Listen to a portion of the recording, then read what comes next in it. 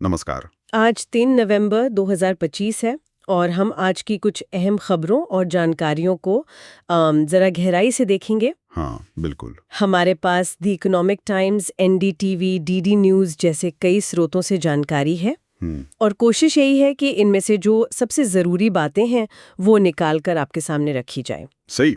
आज वैसे कई दिलचस्प चीज़ें हुई हैं, जैसे इसरो का एक और बड़ा कारनामा है हाँ, वो तो है।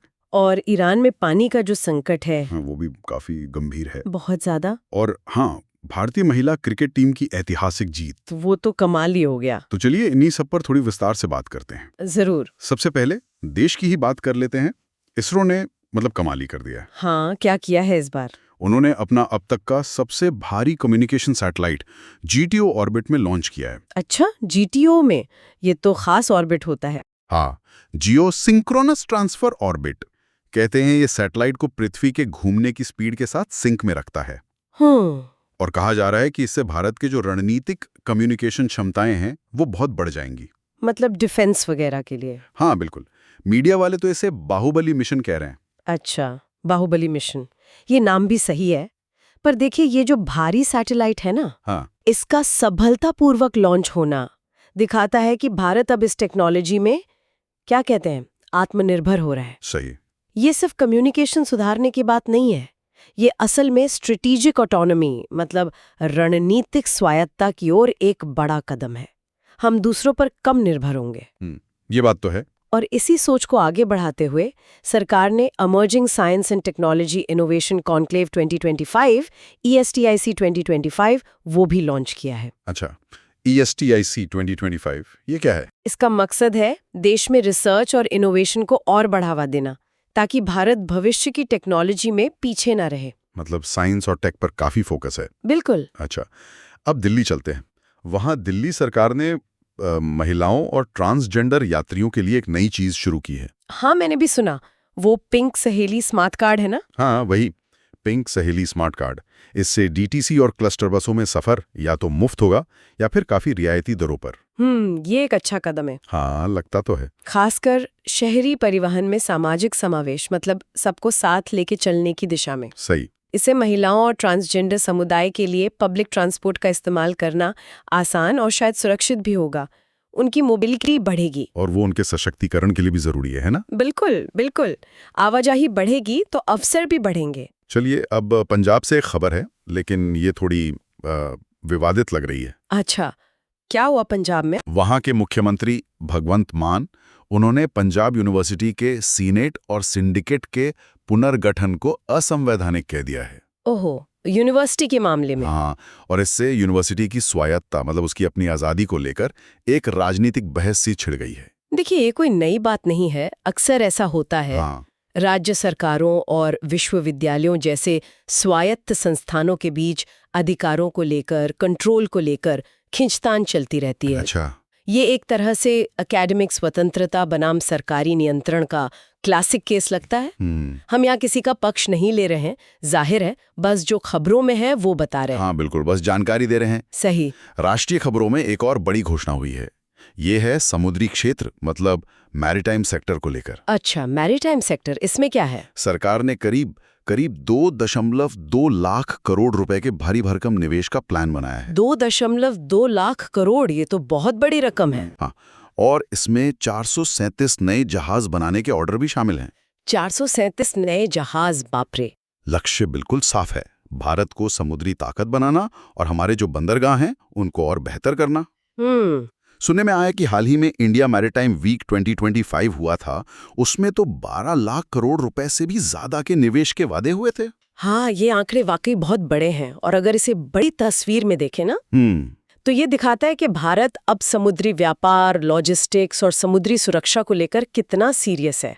हाँ, लगता तो यही है। ये सिर्फ जहाज बनाने या बंदरगाह सुधारने की बात नहीं है, ये मेक इन इंडिया को भी पुश देगा। सही। भारत को ग्लोबल सप्लाई चेन का एक अहम हिस्सा बनाने की कोशिश है और अपनी समुद्री सीमाओं की निगरानी भी बेहतर होगी इससे। ये एक पूरी व्यापक रणनीति का हिस्सा लगता है। हाँ, ये सब जुड़ा हुआ लगता है। चलिए, समुद्री क्षेत्र से अब जरा दुनिया की तरफ देखते हैं। ठीक है। मध्य पूर्व से एक खबर है। हाँ। हमास ने गाजा पट्टी से 3 बंधकों के जो अवशेष थे वो रेड क्रॉस के जरिए इजराइल को सौंपे हैं। हो। और इजराइल ने भी इसकी पुष्टि कर दी है। ओह, ये तो बहुत दुखद खबर है। हाँ, ये घटना फिर से याद दिलाती है कि उस इलाके में तनाव कितना ज्यादा है और मानवीय संकट कितना गहरा और जटिल है। सही कहा, हालात बहुत नाजुक हैं। बिल्कुल, और इसका मानवीय पहलू तो बहुत ही दर्दनाक है। हाँ, और ईरान से भी एक खबर आ रही है जो बहुत ही चिंताजनक है। ईरान से क्या हुआ वहाँ? वहाँ राजधानी तेहरान में हाँ पीने के पानी का जो मुख्य स्रोत है हाँ। वो भयंकर सूखे की वजह से लगभग खत्म होने की कगार पर है। क्या? पीने का पानी? हाँ, और डराने वाली बात यह है कि अधिकारी कह रहे हैं कि पानी अगले सिर्फ 2 हफ्तों में खत्म हो सकता है। सिर्फ 2 हफ्ते? ये तो आपातकाल जैसी स्थिति है। बिल्कुल, आपातकालीन चेतावनी जारी भी कर दी गई है। ये सच में चौंकाने वाला है। ये संकट की अर्जेंसी को दिखाता है। हाँ, और ये सीधे सीधे जलवायु परिवर्तन के गंभीर परिणामों का एक उदाहरण है, खासकर उन इलाकों में जहां पहले से पानी की कमी है। ये सोचने वाली बात है कि पर्यावरण की चुनौतियां कितनी रियल और कितनी अर्जेंट हो सकती हैं। बिल्कुल। अच्छा, एक और तनाव की खबर है, ये अमेरिका और चीन के बीच से है। अच्छा, उन दोनों के बीच तो हमेशा ही कुछ ना कुछ चलता रहता है। क्या हुआ अब? अमेरिका ने चीन को चेतावनी दी है। किस बात की? कि अगर चीन ने रेयर अर्थ तत्वों के निर्यात पर रोक लगाई, ओहो, रेयर अर्थ। हाँ, तो अमेरिका नए टैरिफ लगा सकता है। इससे व्यापार युद्ध और गहरा सकता है। हाँ, ये रेयर अर्थ का मामला बहुत पेचीदा है। ये समझना जरूरी है कि ये हैं क्या आखिर। हाँ, क्या है ये? ये कुछ ऐसे खास खनिज हैं जो आजकल की हर हाईटेक चीज में इस्तेमाल होते हैं। जैसे आपके स्मार्टफोन, इलेक्ट्रिक गाड़ियां, कंप्यूटर चिप्स, यहाँ तक कि मिसाइल और जेट फाइटर जैसे रक्षा उपकरणों में भी। अच्छा, मतलब बहुत जरूरी है ये? बहुत ज्यादा। और मुश्किल ये है कि चीन इनका दुनिया में सबसे बड़ा सप्लायर है, उसके पास काफी कंट्रोल है। तो अमेरिका की ये चेतावनी दिखाती है कि कैसे इन खनिजों पर कंट्रोल एक बड़ा जियोपॉलिटिकल हथियार बन गया है।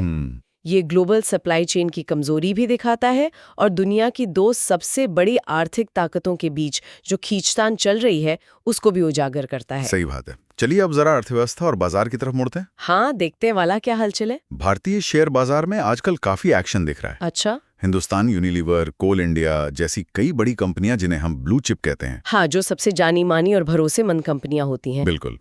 तो ऐसी करीब 30 कंपनियों ने अपने निवेशकों को अंतरिम डिविडेंड देने की घोषणा की है। डिविडेंड यानी मुनाफे का हिस्सा? हाँ, और कुछ ने स्टॉक स्प्लिट की भी घोषणा की है, मतलब शेयरों को छोटे हिस्सों में बांटने की। रिकॉर्ड डेट तय हो गई है। निवेशकों के लिए तो ये अच्छी खबर है। हाँ। क्यों? देखिए, अंतरिम डिविडेंड एक तरह से रेगुलर इनकम का जरिया बनता है और ये भी दिखाता है कि कंपनी अच्छा मुनाफा कमा रही है। अच्छा, और स्टॉक स्प्लिट? स्टॉक स्प्लिट का मकसद आमतौर पर शेयर की कीमत कम करके उसे छोटे निवेशकों के लिए ज्यादा अफोर्डेबल बनाना होता है, ताकि ज्यादा लोग खरीद सकें। हाँ, इससे शेयर की खरीद फरोख्त यानी लिक्विडिटी बढ़ जाती है और कभी-कभी कंपनियां इसे अपने भविष्य को लेकर भरोसे के संकेत के तौर पर भी इस्तेमाल करती हैं। अच्छा, तो ये सब पॉजिटिव संकेत माने जा सकते हैं। हाँ, मोटे तौर पर कह सकते हैं। और बाजार का जो मुख्य सूचकांक है निफ्टी 50, उसको लेकर क्या अनुमान है? आज कैसा रह सकता है? एक्सपर्ट्स का मानना है कि निफ्टी 50 आज शायद एक सीमित दायरे में ही रहेगा, लेकिन रुझान पॉजिटिव रहने की उम्मीद है। अच्छा, मतलब बहुत ज्यादा तेजी या मंदी नहीं? शायद नहीं। इसके पीछे कुछ कारण हैं। जैसे विदेशी संस्थागत निवेशक FIIs वो पैसा लगा रहे हैं, जो दिखाता है कि विदेशी निवेशकों को भारतीय बाजार पर भरोसा है। फिर कच्चे तेल की कीमतें भी गिरी हैं, इससे महंगाई का दबाव थोड़ा कम हो सकता है, कंपनियों का मुनाफा बढ़ सकता है। हाँ, ये तो अच्छी बात है। और साथ ही भारत की अर्थव्यवस्था के जो बुनियादी संकेतक हैं वो भी मजबूत दिख रहे हैं। तो ये सब मिलकर बाजार को एक तरह से सहारा दे रहे हैं। ओके, तो ये हुई अर्थव्यवस्था की बात। अब जरा विज्ञान और तकनीक की तरफ वापस चलते हैं। हाँ, हमने शुरू में इसरो के उस भारी सैटेलाइट की बात की थी ना? हाँ, बाहुबली मिशन। हाँ, अब एक और खबर इसरो से ही है। वो भारतीय नौसेना के लिए एक खास कम्युनिकेशन सैटेलाइट लॉन्च करने की तैयारी में। अच्छा, नौसेना के लिए अलग से? हाँ, ये तो सीधे सीधे उस समुद्री महत्वाकांक्षा से जुड़ा हुआ लगता है जिसकी हमने पहले बात की थी। हाँ, बिल्कुल। ये दिखाता है कि कैसे स्पेस टेक्नोलॉजी का इस्तेमाल हमारी राष्ट्रीय सुरक्षा के लिए किया जा रहा है, खासकर समुद्री सीमाओं की निगरानी और कम्युनिकेशन को बेहतर बनाने के लिए। इससे नौसेना का कम्युनिकेशन नेटवर्क मजबूत होगा। बिल्कुल, उनकी क्षमता बढ़ेगी और जो कहते हैं ना मैरीटाइम डोमेन अवेयरनेस, हाँ, मतलब अपने समुद्री इलाके में क्या चल रहा है इस पर पूरी नजर रखने की क्षमता, वो भी मजबूत होगी इससे। ये तो काफी जरूरी है। बहुत। और तकनीक की बात चल रही है तो डिजिटल पेमेंट का जिक्र कैसे न हो। यूपीआई। हाँ, यूपीआई ने तो क्रांति ही ला दी है। बिल्कुल। 2025 की पहली छमाही में, मतलब साल के पहले 6 महीनों में, यूपीआई लेन देन में पिछले साल के मुकाबले 35% की जबरदस्त बढ़ोतरी हुई है। 35%? ये तो बहुत ज्यादा है। हाँ, और कुल लेन देन करीब 143 लाख करोड़ तक पहुंच गया है। 143 लाख करोड़, ये आंकड़े तो मतलब अविश्वसनीय लगते हैं, है ना? इसका साफ मतलब है कि भारत में लोग कितनी तेजी से डिजिटल पेमेंट को अपना रहे हैं। ये अब आदत बन चुकी है। हाँ, लगता तो यही है। और ये सिर्फ सुविधा की बात नहीं है, ये हमारी अर्थव्यवस्था के फॉर्मलाइजेशन मतलब औपचारीकरण में भी बहुत मदद कर रहा है। वो कैसे? क्योंकि अब ज्यादा से ज्यादा लेन देन डिजिटल हो रहा है तो वो रिकॉर्ड में आ रहा है, कैश का इस्तेमाल कम हो रहा है। अच्छा। और साथ ही ये फाइनेंशियल इंक्लूजन यानी वित्तीय समावेशन को भी बढ़ावा दे रहा है। मतलब दूर दराज के लोग भी, जिनके पास शायद पहले बैंक खाता नहीं था या जो बैंकिंग सिस्टम से दूर थे, वो भी अब आसानी से यूपीआई के जरिए डिजिटल अर्थव्यवस्था का हिस्सा बन पा रहे हैं। हाँ, ये तो बहुत बड़ा बदलाव है। बिल्कुल। चलिए, अब आखिर में उस खबर पर आते हैं जिसका शायद बहुत से लोग बेसब्री से इंतजार कर रहे थे। हाँ, कौन सी खबर? खेल जगत से। अच्छा। भारतीय महिला क्रिकेट टीम ने इतिहास रच दिया है। वर्ल्ड कप में उन्होंने दक्षिण अफ्रीका को 52 रनों से हराया। क्या शानदार जीत थी। वाह, 52 रन से ये तो जबरदस्त जीत है। ये सिर्फ एक वर्ल्ड कप जीत नहीं है। नहीं, ये उससे कहीं ज्यादा है। ये भारत में महिला क्रिकेट के लिए और शायद महिला खेलों के लिए ही एक मील का पत्थर साबित हो सकता है। हाँ, ये तो है। ये सालों की मेहनत, प्रतिभा और लड़कियों की लगन का नतीजा है। ये जीत सिर्फ खिलाड़ियों के लिए नहीं, पूरे देश के लिए गर्व की बात है। बिल्कुल, और इस जीत का जश्न भी पूरे देश में देखने को मिला। हाँ, मैंने भी देखा न्यूज में। क्या शहर, क्या कस्बे, हर जगह लोग सड़कों पर उतर आए थे, तिरंगा लहरा रहे थे, आतिशबाजी कर रहे थे। माहौल बिल्कुल देखने लायक था। ये सच में राष्ट्रीय गौरव का पल है और इसका असर बहुत गहरा होगा, देखिएगा। कैसे? ऐसी जीतें न सिर्फ मौजूदा खिलाड़ियों का हौसला बढ़ाती हैं, बल्कि देश भर की लाखों लड़कियों को खेलने के लिए प्रेरित करती हैं। उन्हें लगता है कि हाँ, हम भी कर सकते हैं। सही बात है, रोल मॉडल बन जाती हैं खिलाड़ी। बिल्कुल। और ये समाज में महिला खिलाड़ियों के प्रति जो सोच है ना, उसे बदलने में भी मददगार साबित हो सकती हैं। उन्हें वो सम्मान मिलेगा जिसकी वो हकदार हैं। ये बहुत जरूरी बात कही आपने। हाँ।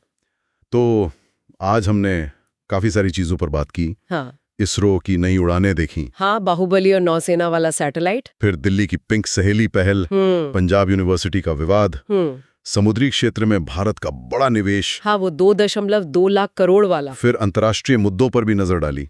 ईरान का जल संकट, हाँ। अमेरिका चीन की खींचतान, और वो बंदूकों वाली दुखद खबर भी। हाँ, अर्थव्यवस्था के संकेत देखे, निफ्टी, डिविडेंड और यूपीआई की जबरदस्त रफ्तार। और सबसे खास महिला क्रिकेट टीम की वर्ल्ड कप विजय। हाँ, वो तो सबसे शानदार रहा। तो अगर इन सबको जोड़कर देखें तो क्या मुख्य बातें निकल कर आती हैं? हाँ, कुछ मुख्य ट्रेंड्स तो दिखते हैं।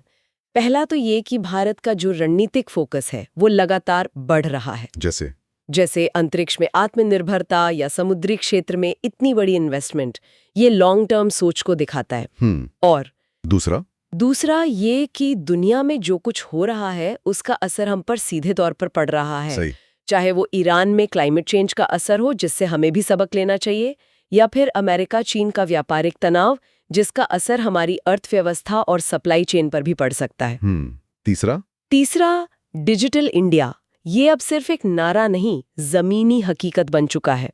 यूपीआई के आंकड़े तो यही चीख कर कह रहे हैं। बिल्कुल। और चौथा, और शायद सबसे अहम, महिला सशक्तिकरण। ये अब सिर्फ बातों में नहीं, जमीन पर दिख रहा है और खेल का मैदान इसका एक बहुत बड़ा मंच बनकर उभरा है। हाँ, वर्ल्ड कप जीत इसका सबसे बड़ा सबूत है। बिल्कुल। तो आज हमने देखा कि कैसे अलग अलग मोर्चों पर अलग अलग क्षेत्रों में भारत आगे बढ़ रहा है या फिर कुछ चुनौतियों का सामना भी कर रहा है। हाँ, अंतरिक्ष से समुद्र तक, डिजिटल लेन देन से खेल के मैदान तक। बिल्कुल।